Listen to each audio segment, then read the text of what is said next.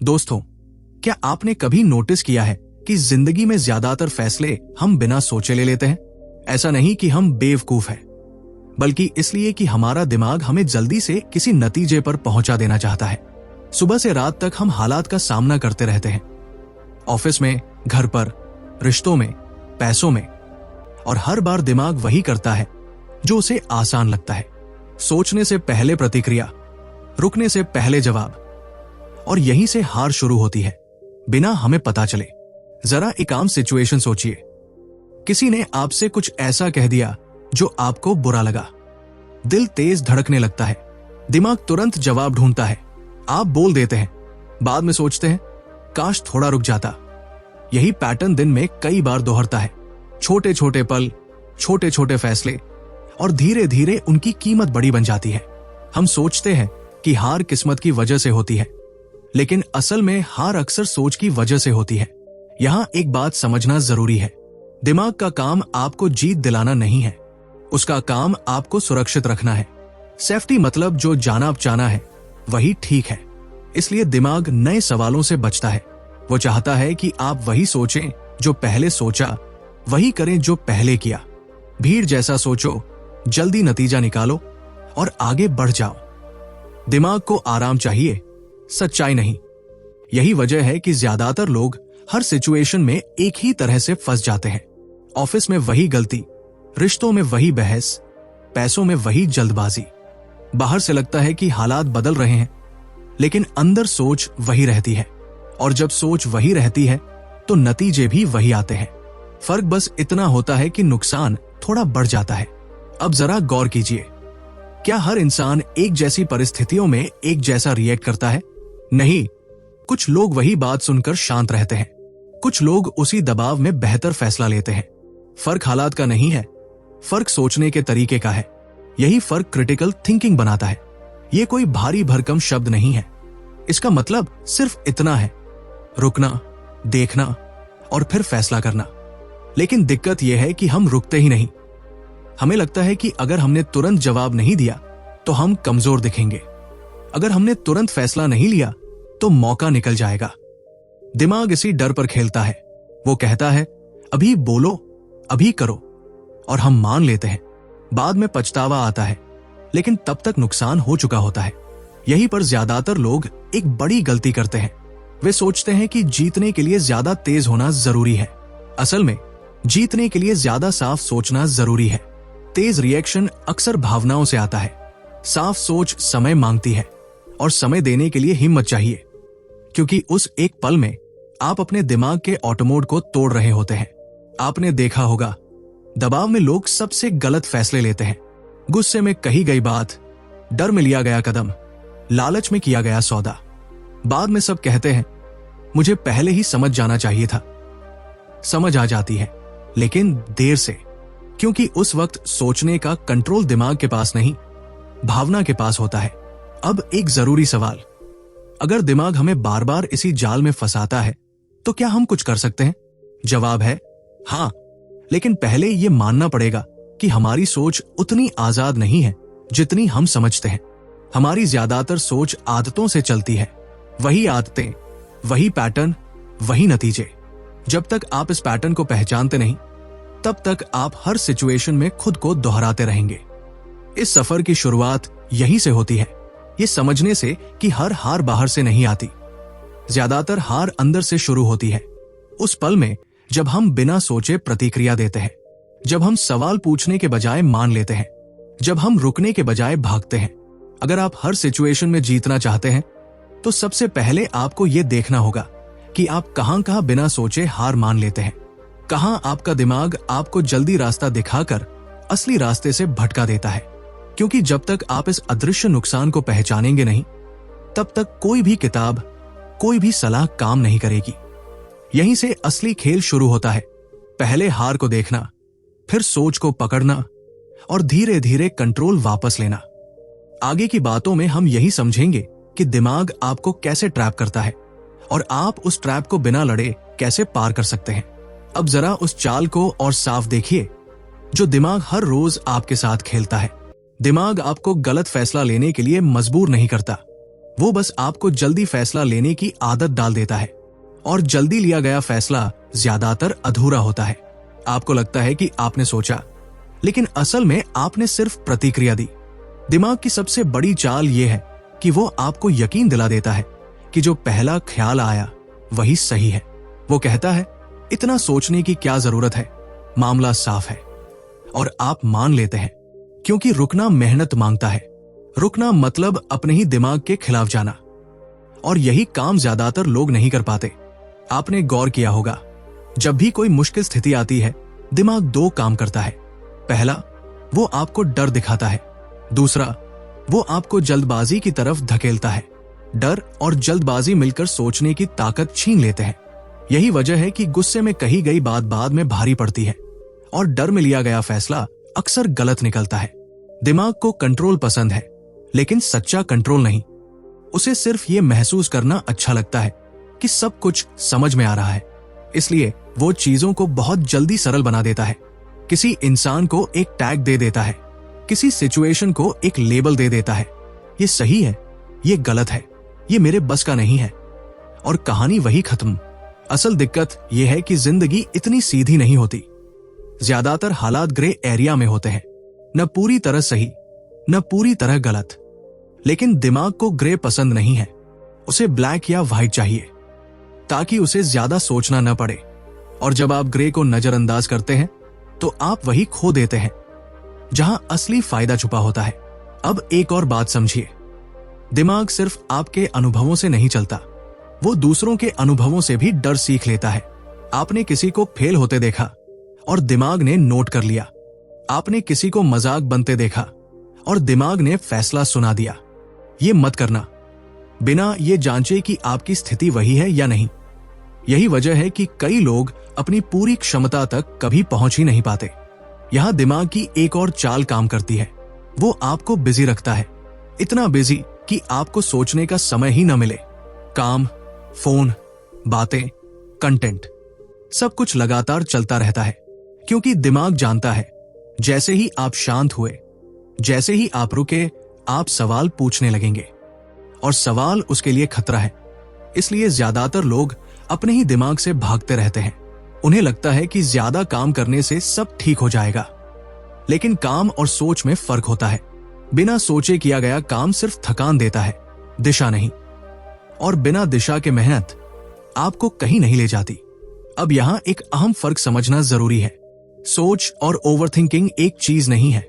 दिमाग आपको यह धोखा देता है कि अगर आप रुकेंगे तो आप ओवरथिंक करेंगे, जबकि सच यह है कि ओवरथिंकिंग तब होती है जब सोच बिखरी होती है।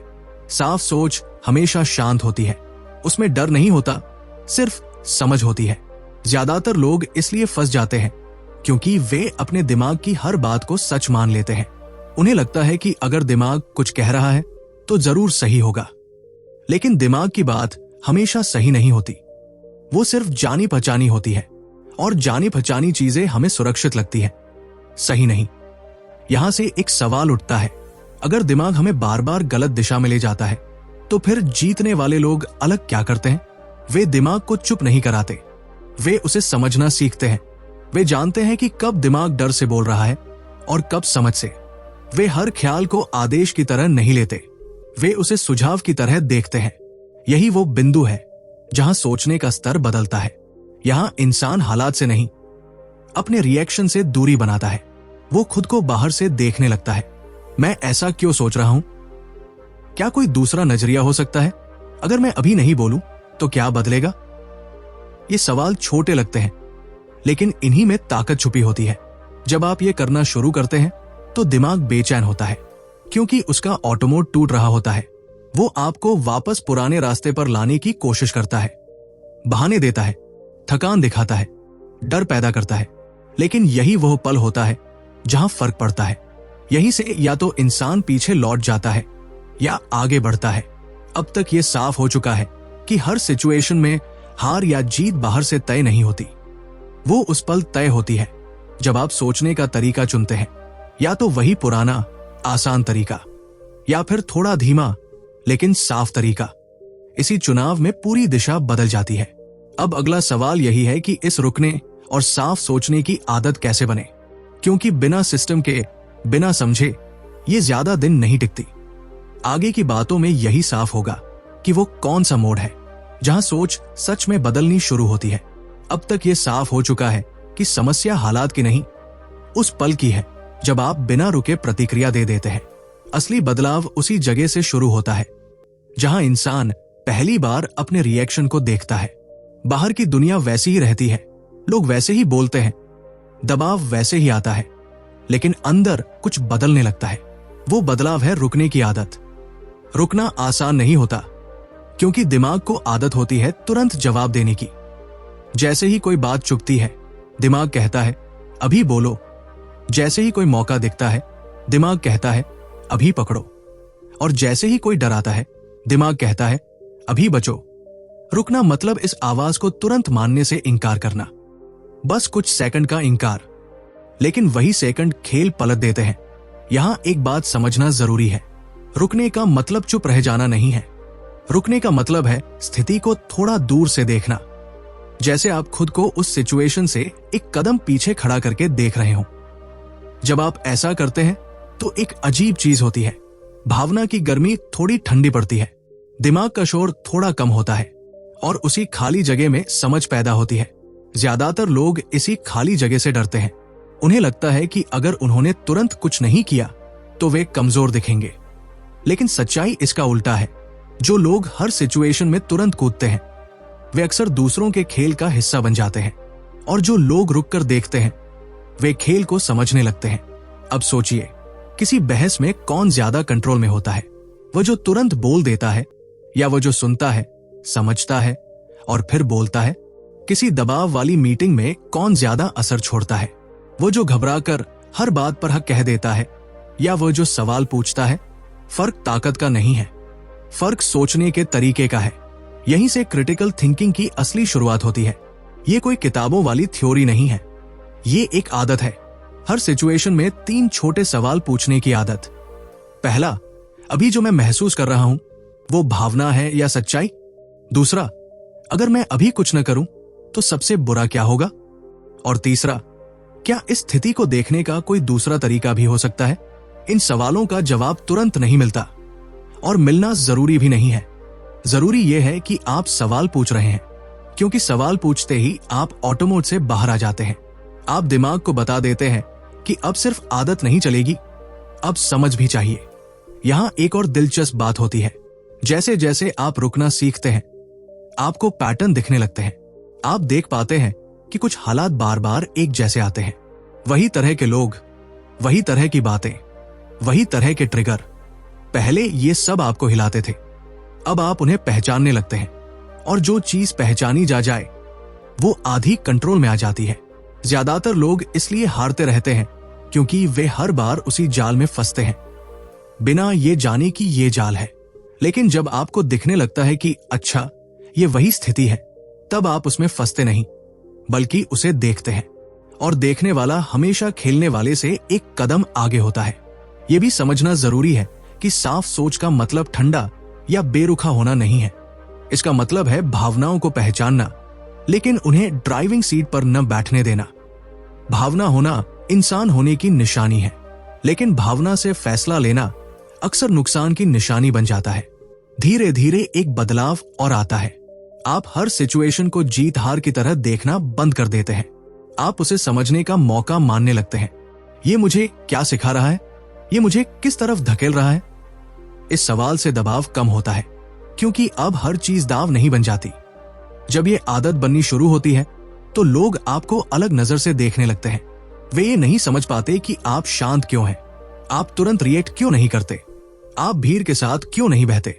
और यहीं पर असली फर्क दिखता है।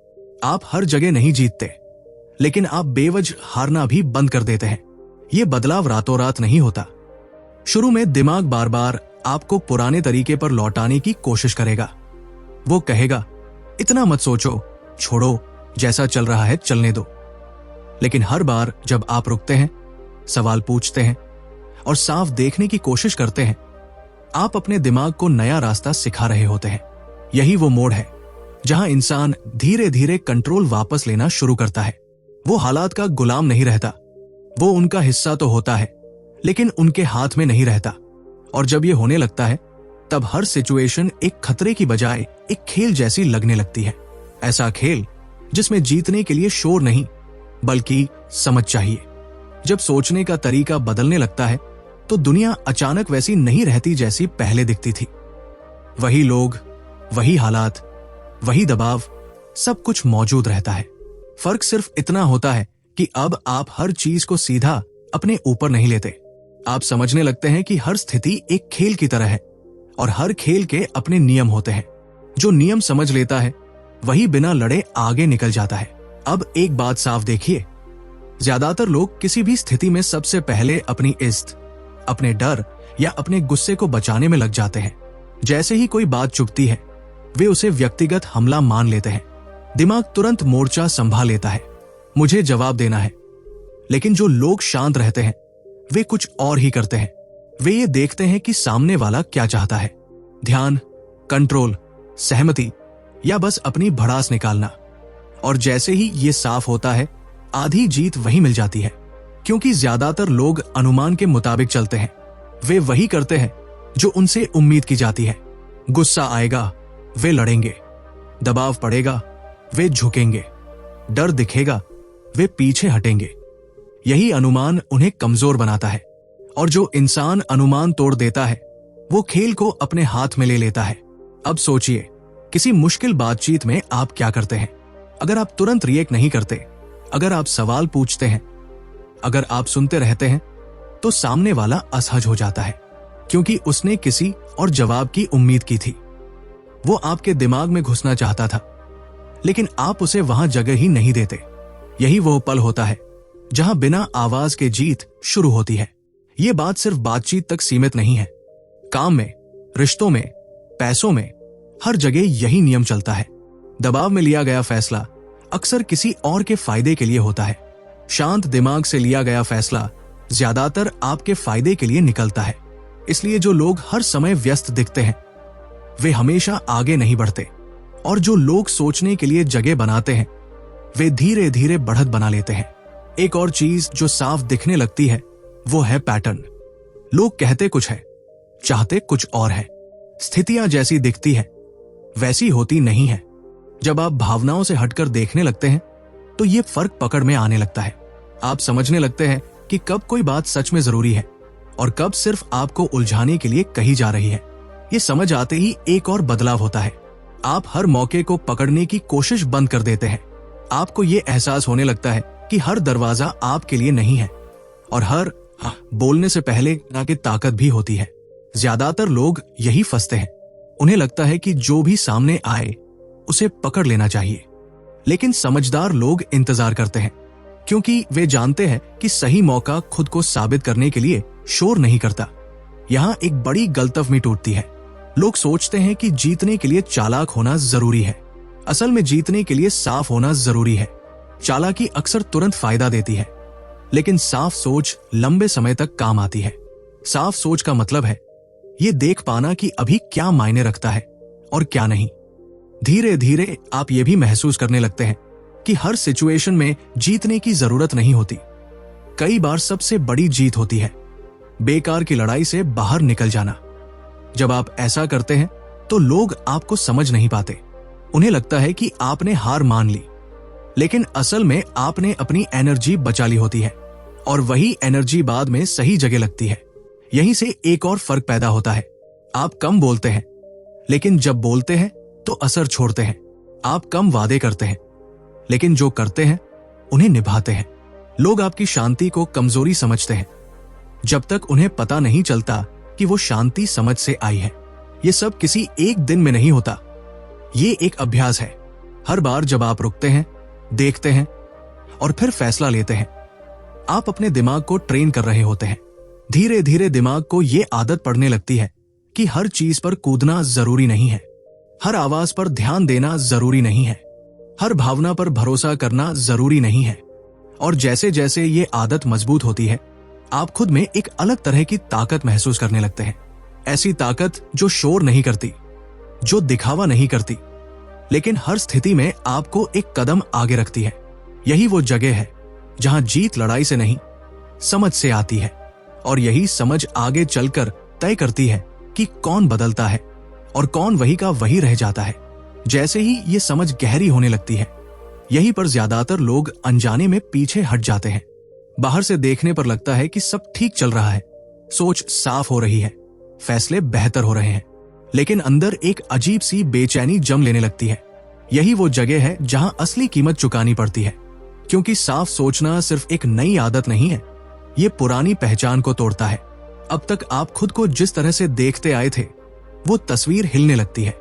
आप महसूस करते हैं कि कई फैसले जो आपने सही समझ कर लिए थे, असल में डर, आदत या भीड़ की सोच से निकले थे। ये एहसास आसान नहीं होता। दिमाग को यह स्वीकार करना पड़ता है कि वो कई बार गलत था, और यही बात उसे सबसे ज्यादा चुभती है। यहीं पर दिमाग अपनी आखिरी चाल चलता है। वो आपको वापस पुराने रास्ते पर खींचने की कोशिश करता है। वो कहता है, इतना बदलने की क्या जरूरत है, पहले भी तो सब ठीक चल रहा था, इतना सोचोगे तो थक जाओगे। ये सब सुनने में समझदारी जैसा लगता है, लेकिन असल में ये सिर्फ पुराने आराम की पुकार होती है। इस दौर में एक और चीज होती है, आसपास के लोग भी बदलते हुए नजर आने लगते हैं, या यूं कहें कि आप उन्हें साफ देखने लगते हैं। कुछ लोग आपके नए तरीके से असहज हो जाते हैं, उन्हें आपकी शांति अजीब लगती है, आपके सवाल उन्हें चुनौती जैसे लगते हैं। वे चाहते हैं कि आप फिर से वैसे ही बन जाएं जैसे पहले थे, जल्दी रिएक्ट करने वाले, आसानी से मान जाने वाले। यहां बहुत से लोग गलती कर बैठते हैं। वे ये मान लेते हैं कि शायद वे ज्यादा सोच रहे हैं, शायद वे गलत दिशा में जा रहे हैं, और इसी शक में वे अपनी नई समझ को दबा देते हैं। वे फिर से पुराने धर्रे पर लौट आते हैं, क्योंकि अकेले अलग खड़े होने से आसान है भीड़ में घुल जाना। लेकिन सच ये है कि हर बड़ा बदलाव पहले अजीब लगता है, हर सही रास्ता शुरू में अकेला लगता है, और जो लोग इस दौर को पार नहीं करते, वे वही लोग होते हैं जो जिंदगी भर कहते हैं, मैं भी कुछ अलग करना चाहता था। चाहना और करना इसी मोड़ पर अलग हो जाते हैं। एक और मुश्किल यहां सामने आती है। जब आप साफ सोचने लगते हैं, तो आपके लिए बहाने काम करने बंद कर देते हैं। पहले आप हालात को दोष दे सकते थे, लोगों को दोष दे सकते थे, किस्मत को दोष दे सकते थे। अब हर बार सवाल उठता है, मैंने ऐसा क्यों चुना? और यह सवाल भारी होता है, क्योंकि अब जिम्मेदारी भी आपके पास आने लगती है।